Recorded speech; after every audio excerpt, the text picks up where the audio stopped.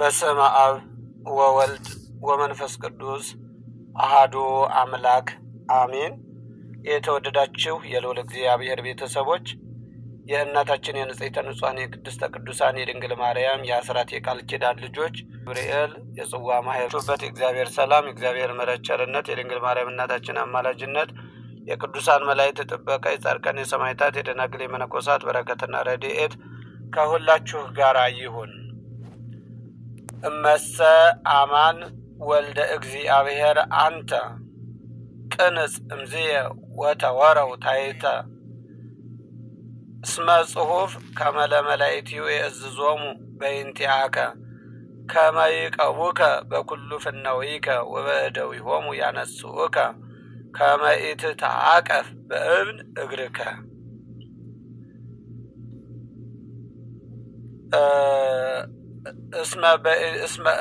እስመ ለመላእክቲሁ ይእዝዞሙ ከመ ለመላእክቲሁ ይእዝዞሙ በእንቲአከ ከመ ይቀቡከ በኩሉ ፍናዊከ ወበእደዊሆሙ ያነስኡከ።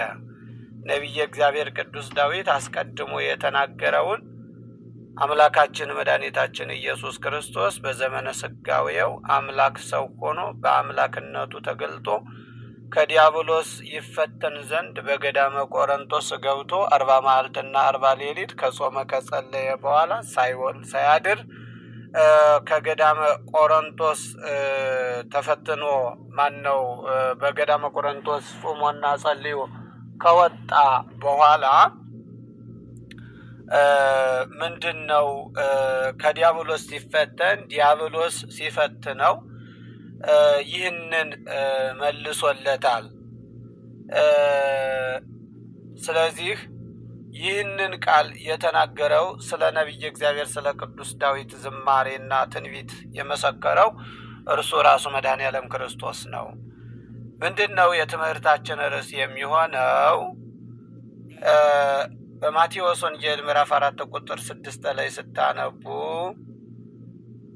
እግርህንም በድንጋይ ከቶ እንዳትሰነካከል መላእክቱን ስላንተ ያዝልሃል፣ በእጃቸው ያነሱሃል ይላል። እስኪ ሁላችሁም መላእክቱን ስላንተ ያዝልሃል፣ እንዳትሰናከል በእጃቸው ያነሱሃል።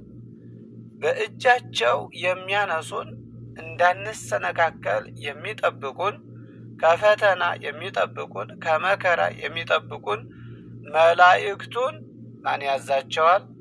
እግዚአብሔር። ለማን? ለእኛ። ለምን? እንዳንፈተን። ለምን? እንዳንሰነካከል። መሰነካከል በብዙ ነገር አለው። በኃጢአት፣ በፈተና፣ በችግር፣ በክፉ ሰዎች፣ በተለያየ ሰው ሰራሽ አደጋ፣ ከባድ በሆነ ፈተና፣ በእንደዚህ አይነቱ ሁሉ ችግር እንዳይገጥመን፣ ፈተና እንዳይገጥመን አስቀድመው መላእክቱ እኛን ምን ይሉናል? ይጠብቁናል ማለት ነው። ስለዚህ የመላእክቱን ጥበቃ ስለምናምን ነው በመላእክቱ ስም የምንሰበሰበው፣ የምንዘምረው፣ የምንጸልየው፣ እግዚአብሔርንም የምንማጸነው ማለት ነው።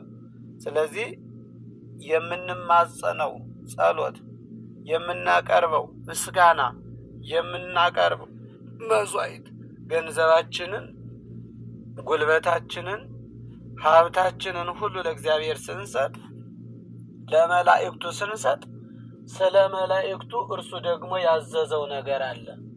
ምንድነው ያዘዘው? አምላካችን መድኃኒታችን ኢየሱስ ክርስቶስ በነቢይ ስም፣ በመላእክት ስም፣ በሰማዕታት ስም፣ በጻድቃን ስም፣ በቅዱሳን ስም ቀዝቃዛ ጽዋ ውሃ እንኳን የሰጠ ወይም የሚሰጥ ቢኖር፣ ግማሽ እንጀራ የሰጠ ኩርማን እንጀራ የሰጠ ቢኖር እውነት እውነት እላችኋለሁ ዋጋውን አያጣም ይላል አይደለ? የሉቃስ ወንጌል ምዕራፍ 10 ቁጥር 41 ላይ ስለዚህ ሁላችንም የመላእክቱን ጠባቂነት የመላእክቱን ተራዳኢነት በማመን ይህንን ዝማሬና ይህንን የምስጋና ቀን አክብረን ዛሬ በመልአኩ በቅዱስ ገብርኤል ስም የተሰባሰብነው መላእክቱ ስለኛ የታዘዙ ስለሆነ መላእክቱን እግዚአብሔር ልኮ ከመከራ ሥጋ ከመከራ ነፍስ የሚጠብቀን ስለሆነ እንዲጠብቁን የሚጠብቁንን መላእክት ደግሞ ማመስገን ከፍ ማድረግ ማወደስ አማላጅነታቸውን ከእግዚአብሔር በተሰጣቸው ትእዛዝና ቃል መሰረት ጠባቂነታቸውን ታዳጊ መሆናቸውን ለኛ አምነን የምናቀርበው ነው ማለት ነው። ስለዚህ ነቢየ እግዚአብሔር ቅዱስ ዳዊት አስቀድሞ በመዝሙር 91 ቁጥር 11 ላይ የተናገረውን ኃይለ ቃል አምላካችን መድኃኒታችን ኢየሱስ ክርስቶስ ዲያብሎስን በማሳፈር በፈተና እንደማይጥለው ለእግሩ መሰናክል እንዳይገጥመው ለሰው ልጅ ሰው ለሆነው ክርስቶስ ለአዳም ሁሉ እነሆ መላእክቱ የታዘዙ መሆኑን ይናገራል። እዚህ ጋር ስለ ኢየሱስ ክርስቶስን እግሩ እንዳይሰናከል መላእክቱ እንዲጠብቁት አይደለም። ዋናው ነገር ኢየሱስ ክርስቶስ ሰው ሆኖ ሲመጣ በሰውነቱ ትክክል ነው፣ መላእክቱ ታዘውለታል። ለሰው ልጅ ለአዳም ልጅ የልጅ ልጆች ሁሉ መላእክት ጠባቂው ነው እንደታዘዙ ከእግዚአብሔር ሰውን የሚጠብቁ መላእክት እንዳሉ ነው ሰይጣንን እዚህ ጋር እያሳፈረ የመለሰለት። በመዝሙር 91 ቁጥር 11 ላይ ስታነቡ በመንገዱ ሁሉ ይጠብቁ ዘንድ መላእክቱን ስላንተ ያዛቸዋልና እግርህ በድንጋይ እንዳትሰናከል በእጃቸው ምን ይሉሃል ያነሱሃል ይላል። በመዝሙር 34 ቁጥር 7 ደግሞ የእግዚአብሔር መልአክ በሚፈሩ ሰዎች ዙሪያ ይሰፍራል ያድናቸውማል ይላል። ስለዚህ የሚያድነን ማን ነው ማለት ነው? ከእግዚአብሔር ተልእኮ ቅዱስ ገብርኤል፣ ቅዱስ ሚካኤል፣ ቅዱሳን መላእክት እኛን ሊጠብቁ እኛን ሊያድኑ ከእግዚአብሔር ተልከዋል ማለት ነው። ዕብራውያን ምዕራፍ 1 ቁጥር 14 ላይ ስታነቡ ሁሉን መዳንን ይወርሱ ዘንድ ይላል። ሁሉ መዳንን ይወርሱ ዘንድ ስላላቸው ለማገዝ የሚላኩ የሚያገለግሉ መናፍስት አይደሉምን ይላል። አሁን እዚህ ጋር መናፍስት የተባሉ የሚያገለግሉ የማይጨበጡ የማይዳሰሱ በመናፍስትነት የሚታወቁት መናፍስተ እግዚአብሔር መላእክተ እግዚአብሔር ናቸው ማለት ነው። ለምሳሌ ለማገልገል ለማገዝ የሚላኩ መናፍስት ማለት መንፈስ በመንፈስ አሁን መላእክት መንፈስ እግዚአብሔር አይጨበጥም አይዳሰስም። በነፋስ በእሳት በማዕበል በነበልባል ይመሰላል አይደለ? መንፈስ ቅዱስ በርግብም ይመሰላል በርግብ ላይ አድሮ ስለታየ። ስለዚህ መላእክትም ለዓይን የሚታይ የማይጨበጥ አካል አላቸው እንጂ የሚዳሰስ አካል እነሱ ሊዳሰሱ ይችላሉ፣ እኛ ግን ልንዳሰሳቸው አንችልም። ስለዚህ በመናፍስት ማለት መንፈስ ማለት ነው። በመንፈስ የተመላ አካል እንጂ በስጋ የተመላ አካል ስለሌላቸው መናፍስት ይላቸዋል ሐዋርያው ቅዱስ ጳውሎስ። ስለዚህ የሚያገለግሉ መናፍስት አይደሉም ምን ይላል። ስለዚህ ሁላችን እንድን ዘንድ እንደ መላእክቱ ማገልገል ይኖርብናል ማለት ነው። ሁለተኛ ቆሮንቶስ ምዕራፍ 11 ቁጥር 14 ላይ ይህም ድንቅ አይደለምን? ሰይጣን ራሱ የብርሃንን መልአክ እንደሚመስል ራሱን ይለውጣልና ይላል። ሰይጣን ራሱ የብርሃን መልአክ ለመምሰል ራሱን ይለውጣል። ተፈጥሮ ከመናፍስት ወገን ስለሆነ ተፈጥሮ ከመላእክት ወገን ስለሆነ ማለት ነው። ስለዚህ ቅዱሳን መላእክት መናፍስት ናቸው ስንል ፈጥነው በተዘጋ ቤት የመግባት በእሳቱ መካከል የመግባት በውሃው መካከል የመግባት የማይጨበጡ የማይዳሰሱ በማይክሮ ሰከንድ በዚህ ሰዓት በዚህ ጊዜ ለመላክ ከመቅጽበት ወይም ደግሞ ጊዜ ደቂቃ ይወስድባቸዋል ማለት አይደለም። እንደ መናፍስት ቀድመው ይደርሳሉ። በተላኩበት ከእግዚአብሔር በተላኩ ቃል እንደወጣ በማንኛውም ቦታ በማንኛውም ጊዜ ተገኝተው ሰውን የማዳን ሰውን የመርዳት ኃይልና ስልጣን አላቸው ማለት ነው። እግዚአብሔር አጥንቶቻቸውን ሁሉ ይጠብቃል ከእነርሱም አንድ አይሰብርም ይላል። እግዚአብሔር ሁልጊዜ የሰው ልጅ ይጠብቃል። እግዚአብሔር ሁልጊዜ ሰው የፀጉሩ ዘለላ እንድትጠፋ እግዚአብሔር አይፈልግም።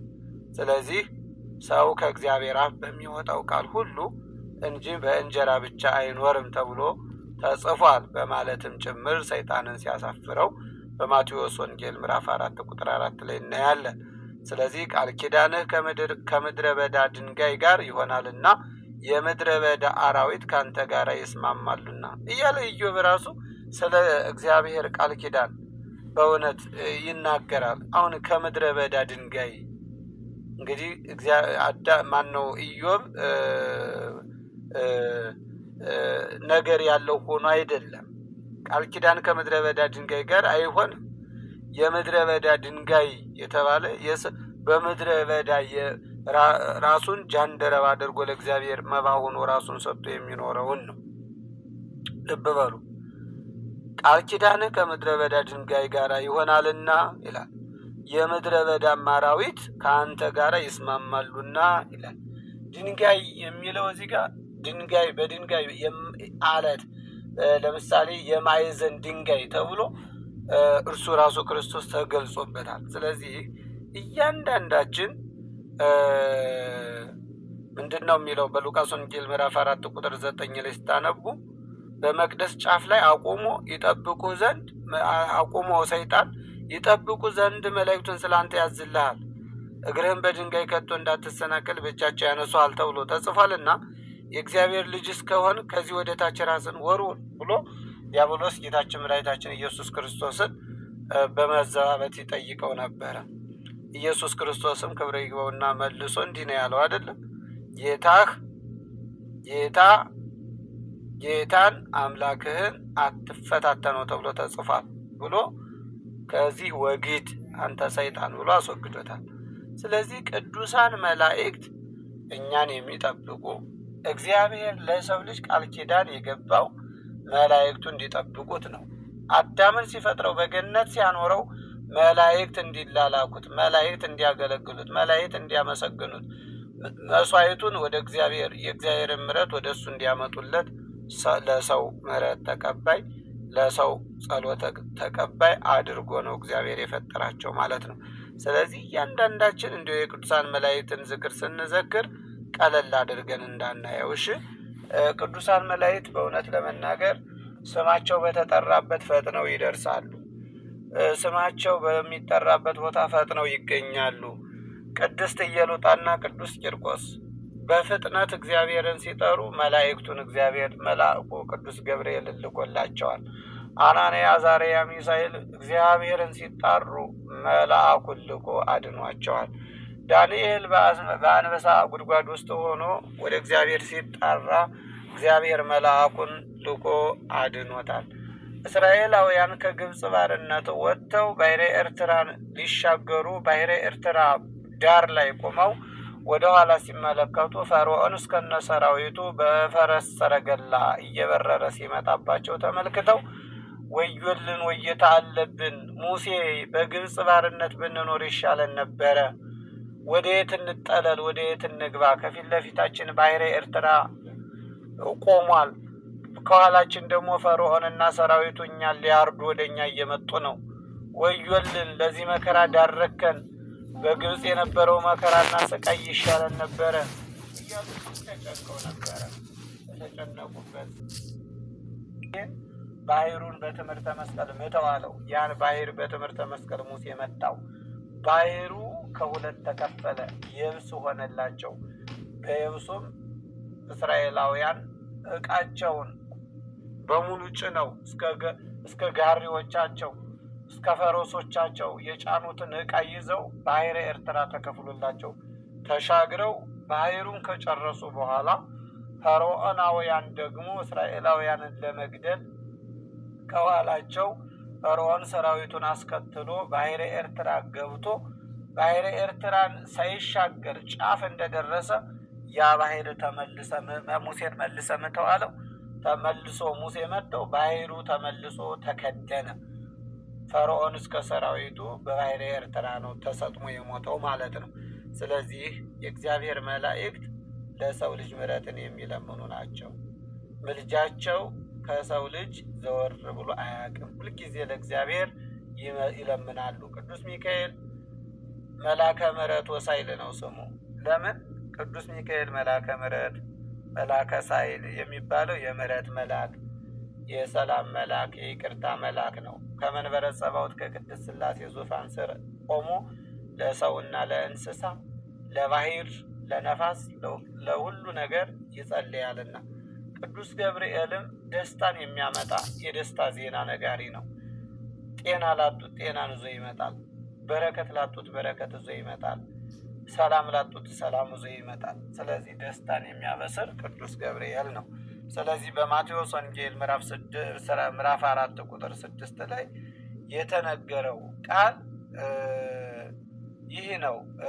መላእክቱን ስላንተ ያዝልሃል፣ እንዳትሰናከል በእጃቸውም ያነሱሃል፣ እግርህንም በድንጋይ ከቶ እንዳትሰናከል በእጃቸው ያነሱሃል ተብሎ የተጻፈው ለዚህ ነው። ከዛ በኋላ እንግዲህ ሰይጣን ምንድነው ያለ? የእግዚአብሔር ልጅ ከሆንክ ወደ ታች ራስህን ወርውር ብሎት ነበረ። ኢየሱስ ክርስቶስ ግን ጌታ አምላክህን አትፈታተነው ተብሎ ተጽፏል፣ ደግሞ ተጽፏል ብሎ ደግሞ ዲያብሎስ እጅግ ረጅም ወደሆነ ተራራ ወስዶ የዓለምን መንግስታት ሁሉ ክብራቸውን አሳይቶ ወድቀህ ብትሰግድልኝ ይህን ሁሉ እሰጥሃለሁ በማለት ተናግሮት ነበረ። ያን ጊዜ ኢየሱስ ክርስቶስ ክብር ይግባውና ሂድ አንተ ሰይጣን ለጌታህ ለአምላክህ ስገድ እርሱንም ብቻ አምልክ ተብሎ ተጽፏል ብሎ መልሶለታል። ያን ጊዜ ዲያብሎስ ግን ምን አለው ይላል? ተወው፣ እነሆም መላእክት ቀርበው ያገለግሉት ነበር ይላል። ክብርና ምስጋና ለአምላካችን ይሁን። ኢየሱስ ክርስቶስን ከቅዱሳን መላእክት ጋር እንድናገለግል መላእክት የሚያገለግሉትን፣ መላእክት የሚዘምሩለትን፣ መላእክት የሚላላኩትን ጌታ አምነን በእርሱ ምሕረት ቸርነት አግኝተን በእውነት በንስሐ ራሳችን አጥበን የምንዘክረው ዝክር የምናቀርበው መስዋዕት ሁሉ ቅድመ እግዚአብሔር ደርሶ በረከተ ሥጋ በረከተ ነፍስን የምናገኝ ስምህን የጠራ ዝክርህን የዘከረ መታሰቢያን ያደረገ ሁሉ እነሆ ቃል ኪዳን እገባልሃለሁ፣ እምርልሃለሁ፣ ወደ ገሃነም ወደ ሲኦል አይወርድም፣ በምድርም ርኩሳን መናፍስት ድል አይነሱትም አያሸንፉትም በማለት አምላካችን መድኃኒታችን ኢየሱስ ክርስቶስ ቃል ገብቶለታል። ድርሳኑን ስትጸልዩ የቅዱስ ገብርኤልን ድርሳን እጅግ ደስ የሚል ብዙ ተአምራት ለቅዱስ ገብርኤል እግዚአብሔር የገባለ ቃል ኪዳኖች አሉት።